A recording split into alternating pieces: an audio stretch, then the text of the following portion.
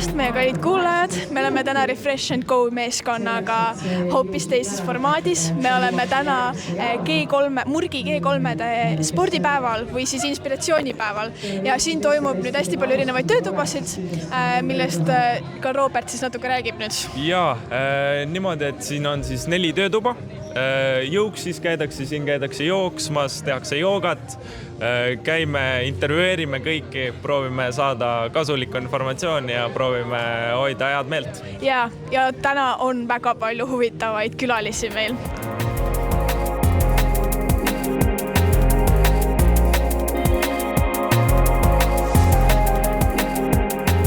Nii, tere! Kellega me siin täna siis oleme? Minu nimi on Maarja Pärna ja mina olen siis Murgi üks liikumisõpetajatest. Meie esimene ohver. Täpselt nii. Maarja, mul on niuke küsimus sulle. Täna on nii-öelda spordi- ja inspiratsioonipäev. Mis sind iseennast inspireerib liikuma? Täiesti ausalt ütlen, et ma olen jõudnud sellisesse ikka, et vaimse tervise heaolu inspireerib mind liikuma. Ja muidugi see füüsiline heaolu ka, et sellega peab ka tegelema ja tõsi, mida rohkem panust peale tuleb, seda teadlikumalt peab tegelema, aga tõesti liikumine on minu vaimse tervise vitamiin praeguses eluetapis ja mul on olnud õnne, sest mu abikaasa on hästi sportlik ja liikuv ja eks me püüame niimoodi perega ka seda kultuuri kogu aeg arendada endi seas, et oleks hea ja liikuda. Tahtsin kohe küsida, et milleks sa tegeled siis liikumise poole pealt? Praegu ma tegelen, kuidas ma ise liigun, eks ju, sa tahad küsida, et praegu ma olen natuke hullumeelne projekt on minu elus käimas, sest et minul on 3 väikest last kodus, kes võib-olla ei olegi enam nii väiksed, et kõige suurem on 8 ja kõige väiksem on 4 ja nüüd ma olen lõpuks jõudnud oma selle laste eluga sinnamaani, et ma saan neid näiteks üksinda koju jätta. Ja siis Maarja inspireerib ennast niimoodi tänu oma abikaasale, kes inspireerib mind hommikuti liikuma, siis Maarja käib 4 korda nädalas kell 5:30. Oi jumal! Ja, ma tean, see tundub segane, aga see on minu võimalus, sest õhtul 5:30 mina lähen siis liikuma ja sporti tegema, teen sükse tunniajase trenni, kas lähen jooksma või lähen kõndima, ma olen väga hea koha peal, kus meil on kergliiklustee metsa vahel ja ei ole vahet, kas on -18 või on +18, ma ikkagi teen seda ja 4 korda nädalas ma kindlasti liigun ja siis teen selle aeroobse asja ära ja siis teen kõhulihased, seljalihased, kätekõverdused, kükid, sellised torsoharjutused ka ja nii ma siis tegutsen, aga see võib tunduda hullumeelne, ma tean, noored. Väikse saladuskatte all Maarja tuleb ka meile saatesse varsti, on ju? On siuke plaan, eks ole? Et siuke plaan on. Ja saatesse mingi hetk, aga siis erinevatel põhjustel. No, see tuleb igal juhul. Vot, aga ma tahtsin tegelikult ka öelda meie kuulajatele, et kõige parem motivaator ongi tegelikult inspiratsiooni võtmine. Vot, kuidas muide meie Murgi noortel täna läheb? Ma tahaks loota, et hästi ja ma tahaks loota, et kui nad need kehaliste võimete testid ära teevad, siis väike pinge langeb, on ju, ja nad saavad seda päeva nautida. Jah, kahjuks 4. grupp peab siin päeva lõpus seda tegema, aga ma tõesti loodan, et nad ise ka tajuvad seda, et nad ei tee neid teste meie jaoks ehk õpetajate jaoks, vaid need testid on tõesti neile mõeldud, nii nagu me oleme neile ka iga aasta seda rääkinud, et sa saad ise sealt väga palju infot enda jaoks ja ma usun, et on tore. Vähemalt keegi pole nuttes tulnud ja nii mõnigi õpilane kallistab, ütleb tere mulle ja kõik on hästi, ma usun. Ja see on tore punkt, ma arvan, et meie 5 liikumisõpetuse kursusele. Väga super. Suur tänu, Maarja. Aitäh. Ja aitäh teile. Tere, me oleme jõudnud nüüd Kristjani juurde. Kristjan, mis sa teed täna siin? Mina olen üks korraldajatest ja minu tänane ülesanne siin tehniliselt on olla praegult Heikole abiks NATO testi läbiviimisel. Ma olen hetkel praegult kergelt vabinas. Põhjus on selles, et meil tuleb praegult 36 poissi korraga ja me hetkel ei kujuta ette, kuidas me saame õigeaegselt selle tehtud. Tõenäoliselt me oleme ajaga ennast natukene üle pukkinud, aga see test tuleb ära teha. Ma usun, et te saate hakka. Kuidas sul ise enesetunne on? Kas tuju on ikka hea ja kas ikka saab tehtud asja? Tuju on väga hea ja ma mõtlen just eelkõige noorte peale, et kui nad hakkavad nüüd ellu astuma, et mida nad võiksid veel ellu kaasa saada, kui nad on nüüd täiskasvanud. Ja selline mõnus vaimne tasakaal, väikesed jõutreeneri spetsialistid, Ott Kivikase nõuanded, Eglen Abivel sellised väga head, peened ja täpsed toitumisnõuanded ja siis selline mõnus melu luua, et ma loodan, et nad on rahul. Mina olen rahul. Sina oled ise ka rahul, siis see on kõige tähtsam, et kõik oleks rahul, ma arvan, ja kõikidel oleks tuju hea. Ja, mida sa arvad sellest inspiratsioonipäeva formaadist? Mulle endale tundub, et just nii võiks tegelikult ideaalis, kui võimalusi ja aega on liikumise ja spordipäevi teha. Et anda midagi rohkemat juurde ja näidata, et liikumine on oluliselt laiem kultuuriline osa kui lihtsalt, et me teeme sporti ja igipull on otsa ees. Ja täna me siis katsetame ja pärast saame siis teada noorte käest, et kas see formaat sobib neile ja meeldib. Mis sind inspireerib? Mind inspireerib see, et kui me kõik koos teeme ja siin on tohutu suur hulk meid korraga ja ma näen, et kuidas nad pingutavad, kui väsinud nad on, aga samas nad tahavad endast anda parima ja luua siia selline mõnus meeleolu veel juurde. Ma arvan, et see ongi see, mis on üks tõeline liikumine. Aitäh sulle, Kristjan! Aitäh, Kristjan! Kes sa oled? Tere, ma olen Anett. Tere! Kus töötoasta tuled? Toitumis. Kuidas oli? Päris põnev.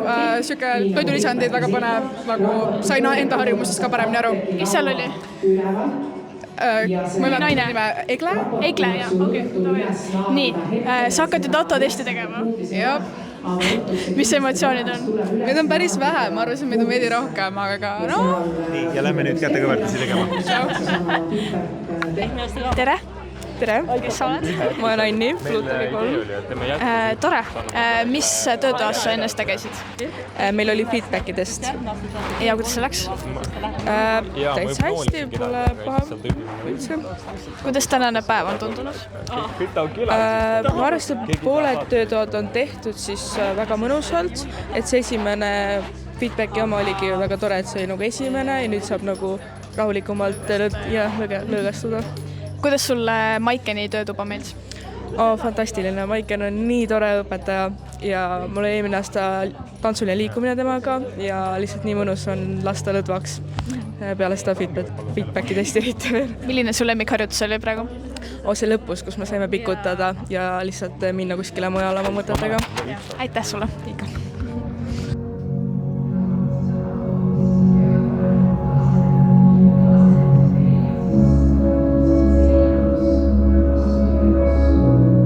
Tere, kellega me siin täna oleme siis?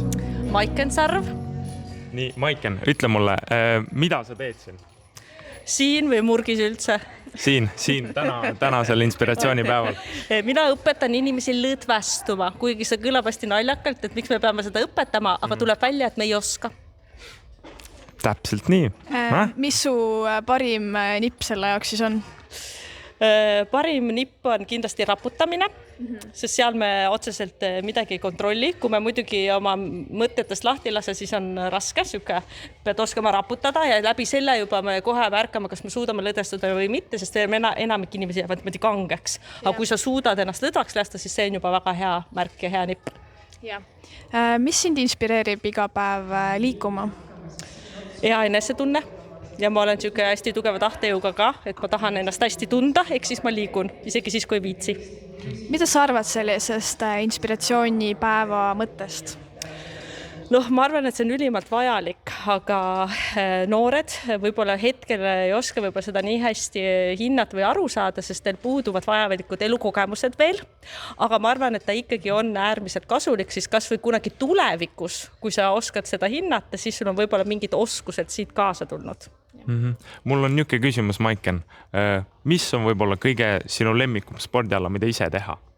Hetkel kindlasti vaieldamatult jooksmine, sest et kui ma jooksen, siis mu mõte ei saa muudele asjadele minna, sest mõte on ainult sellel, kui raske ja ebameeldiv see on, siis ma võitlen enda mõtetega, miks ma seda teen, aga mu mõtted on ainult jooksmisel, nii et kõik pikamaa jooksud mulle praegu vaieldamatult kõige rohkem. Nii et see on nagu meditatsioon sinu nagu enda jaoks, oma pea jaoks? Ma tahtsin just öelda, et minu jaoks nagu jooksmine on kõige rõvedam asi üldse maailmas, et jah, ma nüüd küsingi, et mis nipid sul jooksmise jaoks on? jooksmine ongi tegelikult hästi sihuke mentaalne, et ta on küll füüsiline ka, aga ta on hästi suur sihuke mentaalne töö või sihuke mentaalne ületus.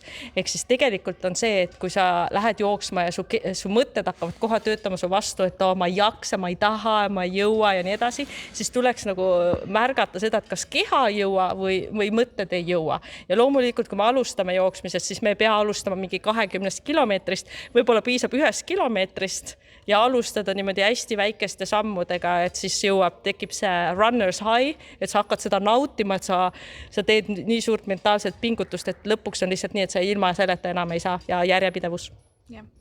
Kuidas on töö noortega? Ühelt küljelt hästi palju annab tagasi, aga teiselt küljelt hästi raske, sest me oleme erinevates elukogemuste etappides, et väga raske on neil mõista mind, sest et nad ei ole kogenud seda eluetappi, aga mul jällegi hästi lihtne mõista neid, sest ma olen kogenud nende eluetappi. Et ma arvan, et on hästi tagasiandev töö ja hästi tähendusrikas ja võib-olla sellepärast on see, miks ma seda teen. Okay. Aitäh! Aitäh sulle, Maiken, ja suur tänu! Ilusat päeva! Kellega me siin täna oleme? Rammu. Rammu, ütle meile, kuidas sul tänane päev on meeldinud? Üsna okei, ma ei tea, suht miid tegelikult. Suht miid. Mis sa nüüd tegema lähed? Ma lähen NATO testi tegema. Ja kuidas ütleksid, mis su nagu enesetunne enne NATO testi on? Sitaks, jaa. Okei, davai, aitäh. Tere, kellega me siin täna oleme? Egle Nabi, tere. Tere, Egle, ütle meile, millest sa räägid või mida sa siin täna inspiratsioonipäeval teed?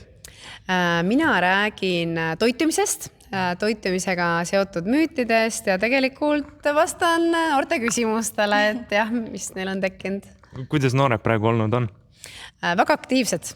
Et väga palju küsimusi on, aga samas tuleb öelda, et päris teadlikud, et rõõm on näha seda. Mis on kõige levinum küsimus siiamaani? No tüdrukud ja poisid on erinevad natukene, et mul on olnud siiamaani üks tüdrukute grupp, 2 poiste gruppi, et tüdrukute grupis olid rohkem sellised dieedid küsimuseks ja kaaluteemad ja poistel olid siis lihasmassi puudutavad ja kõik need, et kas kohe peale trenni tuleb süüa valku ja energiajoogid on olnud tegelikult igas grupis teemaks, et see on olnud selline läbiv teema, mida me oleme puudutanud, kofeiin ja energiajoogid. Aga mis on kõige suurem müüt? Tänase päeva puhul võib-olla kõige suurem mõte, mida me oleme puudutanud, on ongi võib-olla see, et kas kohe peale trenni 30 minuti jooksul tuleb, et kas on õige, et kohe peale 30 minutit peale trenni tuleb valku süüa, et see on nagu midagi sellist, et mis põhimõtteliselt võib olla tõsi ja ei pruugi, et pigem loeb selline päevane nagu valgu tarbimine ja söömine rohkem, et ei ole vaja kohe trennist joosta nagu nii-öelda garderoobi sööma 30 minuti jooksul. Aga kiirelt veel, mis sind inspireerib? Mind inspireerib kindlasti spordi tegemine. Ma armastan liikumist ja mind inspireerib toredate inimestega koos aktiivselt aja veetmine. Aitäh sulle! Suur tänu, Egle! Nii, kell on nüüd 11.24, pool päeval läbi. Ma ei teagi, mis nüüd nagu tunne on, siuke nagu rahulik on. Rahulik, tore, kõik teevad kuidagi oma asja. Veel pooltesse kohtadesse pole isegi jõudnud me veel. Lähme vaatame, mis seal toimub, küsime veel intervjuusid.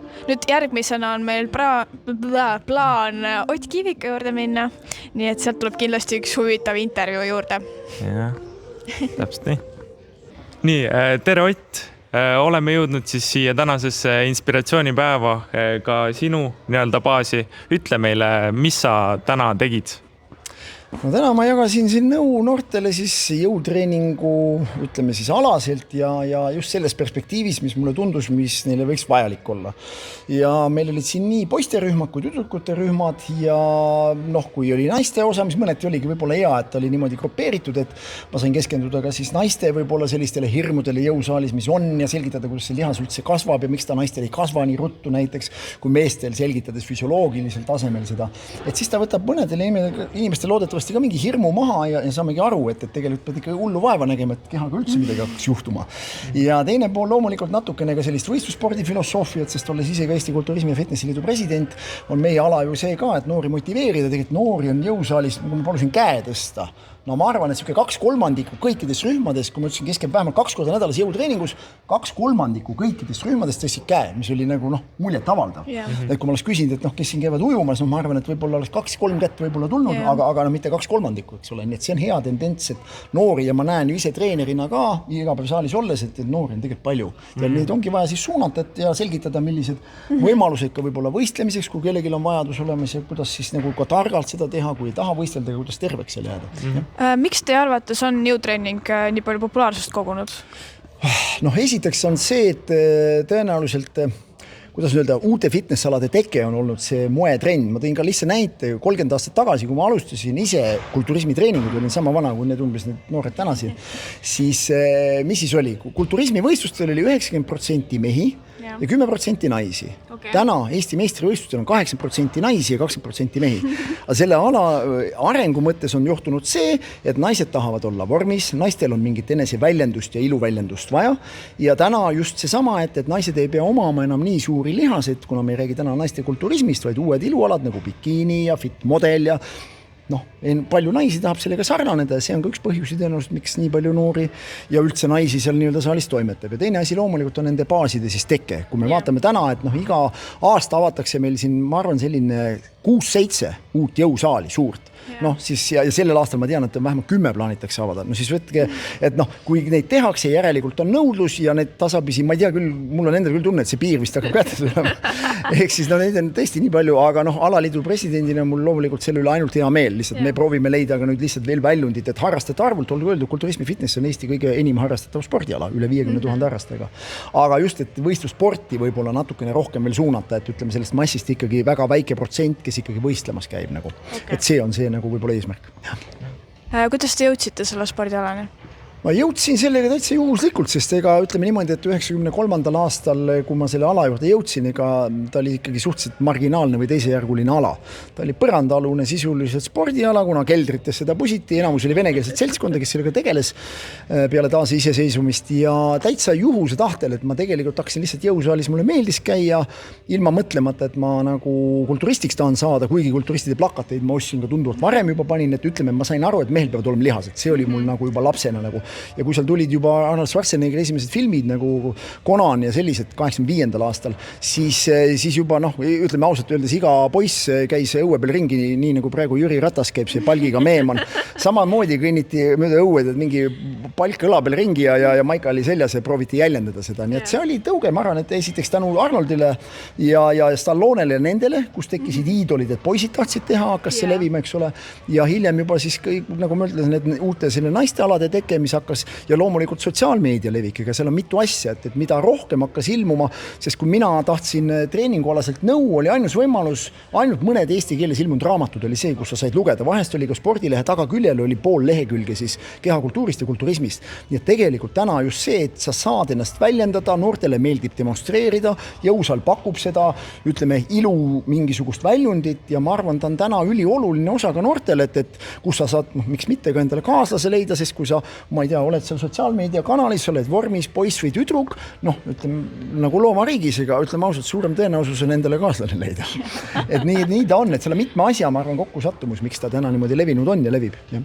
Mul on selline küsimus, et mis võib-olla inspireerib sind rääkida just noortele ja teha seda, mida sa teed ja tulla siia näiteks ja rääkida noortele oma kogemusest?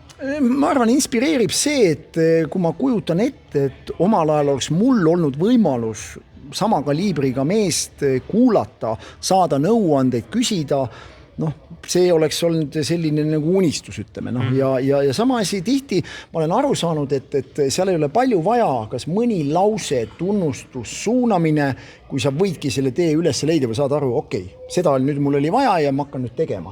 Ehk seda ma olen ka elus aru saanud, sest minul on olnud samamoodi teatud mõjutused ja teatud asjad, mis on mind viinud ja pannud mind oma unistuste poole pöörduma. Ja nüüd, kui ma saan seda oma näidete varal tuua ja mul on sellised ka oma koolitusfirma, kus ma teen päris sellised, ongi nii-öelda sellised eneseusk edualus ja motivatsiooniloengu, kus ma näitangi pilte, vaadake, ma olin 15 siis, näete, kleepisin seina peale, tahtsin saada ja näete, nüüd on 20 aastat hiljem, palun juhtus siuke asi, eks ole. Et sa näitad ära, kui suur seos on mõtlemisel ja selle mõtte käivitamisel pluss tegevusel, et sa hakkad siis tegema. Vaata, paljud inimesed lihtsalt unistavad, aga nad ei hakka tegema. Ma küsin, mis on see esimene asi, mis sa teed? Kas sa lähed koju, ütled, et kuule, ma ei tea, ema või isa, ma tahaks kuukaardi ära teha ja ma lähengi täna trenniga.